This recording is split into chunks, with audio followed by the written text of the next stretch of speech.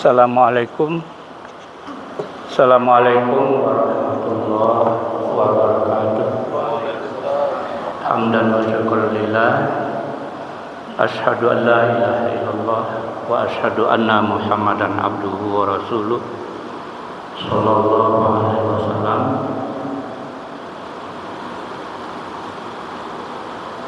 Bapak-bapak dan ibu-ibu jamaah zuhur yang rahimakumullah, lebih dulu kita bersyukur kepada Allah Subhanahu wa taala sampai saat ini kita masih diberi peluang oleh Allah untuk dapat melanjutkan proses kehidupan kita masing-masing. Kita harapkan semoga dapat diisi dengan berbagai kegiatan yang sifatnya untuk lebih menambah pundi-pundi amalan kita yang akan kita bawa nanti di hadapan Allah Subhanahu wa taala. Salam dan salam kepada Nabi kita Muhammad sallallahu alaihi wasallam. Jemaah yang dirahmati Allah, di dalam sebuah hadis Rasulullah bersabda, an Abi Hurairah radhiyallahu anhu qala Rasulullah sallallahu alaihi wasallam, ala adullukum ala ma yaqullahu bihil khataya wa yarfa'u bihil darajat. Qalu bala ya Rasulullah. Qala isbagul wudu alal makarih wa kasratul khatwah ilal masajid wa intizarus shalah pada shalah. Rawahu Muslim. Hadis diriwayatkan oleh Muslim, yang artinya Rasulullah bersabda kepada para sahabat, dikata Abi Hurairah sanadnya, maukah kamu aku tunjukkan, kata Rasulullah, kepada suatu perbuatan yang bisa menghapus dosa dan juga dapat mengangkat derajatmu, ala darajat, beberapa derajat. Faqalu, sahabat menjawab, bala ya Rasulullah, kami mau ditunjukkan terhadap perbuatan yang perbuatan itu bisa menghapus kesalahan-kesalahan dan dosa-dosa. Maka Nabi melanjutkan, apa kata Rasulullah? Yang pertama, isbahul wudu, orang yang menyempurnakan wuduknya, alal makarih. Mungkin kita singgung bulan yang lalu, saya lupa ya, tapi belum tamat memang. Yang pertama, orang yang menyempurnakan wuduknya dalam situasi yang tidak mengizinkan. Makarih itu sesuatu situasi yang tidak menyenangkan gitu ya. Itu biasanya mungkin cuaca yang sangat dingin, atau air yang sangat sedikit, atau macam-macam kendala, tapi orang ini berusaha menyempurnakan wuduknya. Itu amalnya itu bisa menghapus kesalahan. Nah, sulit ini memang ya.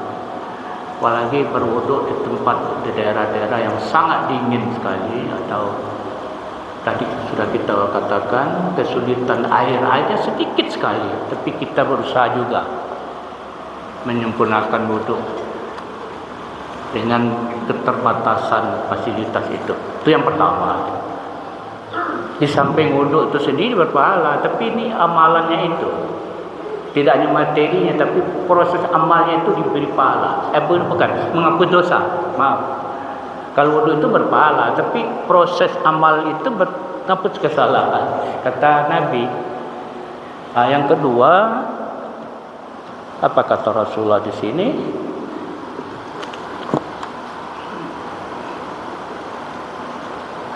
Yakni wa kasratul khutwah, khatwah. Maaf, ya. memperbanyak langkah ilal masajid, ke masjid untuk sholat. Memperbanyak langkah itu apa artinya itu ya? Artinya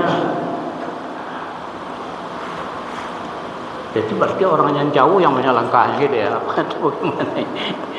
Memperbanyak langkah ke masjid. Jadi langkah-langkah ke masjid itu bisa menghapus dosa. Langkah-langkah pergi ke masjid.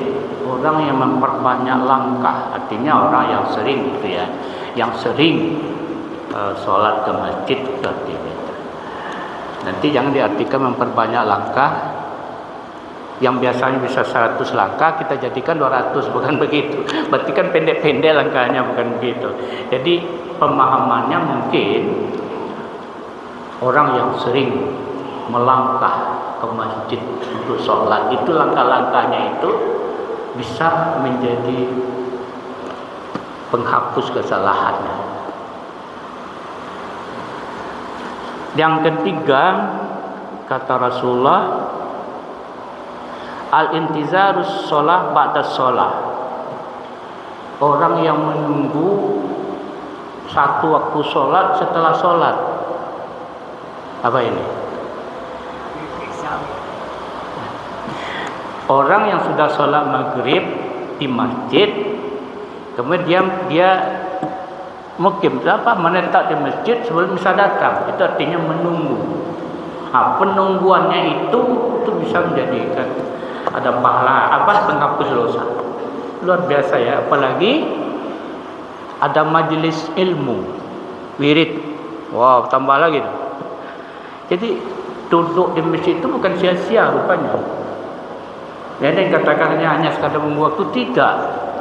Tentu dengan sendirinya tentu kita dengan penuh keikhlasan ya. Semuanya itu mengharap ridha Allah Subhanahu wa taala. Duduk saja. Intizar itu menunggu waktu sholat ke waktu sholat. Itu mungkin yang bisa kita lakukan maghrib dan isya. Tapi kalau waktu subuh ke zuhur terlalu lama kita nunggu di masjid. Kapan kita akan berusaha, kan gitu? Kapan kita akan berekonomi? Jadi ini isya dengan maghrib dengan isya dengan subuh itu tidak juga bisa. Karena kita juga ada tidurnya. Nanti ada sholat tahajudnya lagi, sholat witirnya lagi. Jadi itu 3. Sehingga kata Nabi di akhir ayatnya, fa'alaikum ya fadzalikumur riba. Tapi ini berat ya. Tidak ringan juga itu yang 3 tadi. Tapi ini dengan ikhlas kita lakukan bisa menghapus dosa-dosa, walaupun tidak semua ya, tapi bisa mengurangi kesalahan-kesalahan kita. Itu kata Rasulullah. Tidak sulit juga, tapi penuh perjuangan gitu. Sempurnakanlah wudhu di tengah sulitnya melakukan. Kalau kita sekarang gampang, itu banyak airnya segala macam. Nanti kita akan ketemu dengan situasi yang terbatas fasilitas wudhu. Kedua kata dia, menunggu waktu sholat. Bukan. Yang kedua adalah memperbanyak langkah ke masjid. Yang ketiga, menunggu waktu sholat untuk datang waktu yang lain. Di masjid biasa. Ini juga.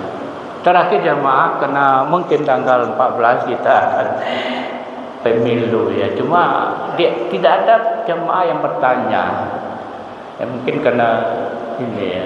Kalau ada pertanyaan jemaah begini, ada 3 yang kita pilih Ustaz. Apa kita perlu sholat istikharah? Tidak ada yang tanya begitu. Ini bagaimana ini? Kalau ada yang bertanya begitu, bagaimana jawabnya coba? Ini waktu sudah kita masuk. Perlu istikharah enggak itu? Kalau saya ditanya oleh jemaah, jawab saya tidak perlu Pak Bo. Nah, itu jawabnya. Kenapa? Karena itu bukan hal yang sangat sulit. Itu bukan hal yang rumit. Sudah jaleh, itu bahasa awalnya. La jaleh nan apa, la jaleh nan maneh. Cepat ya? La jaleh yang rusdu, Kan itu ayatnya. Ada ayatnya itu, la ikraha fiddin itu.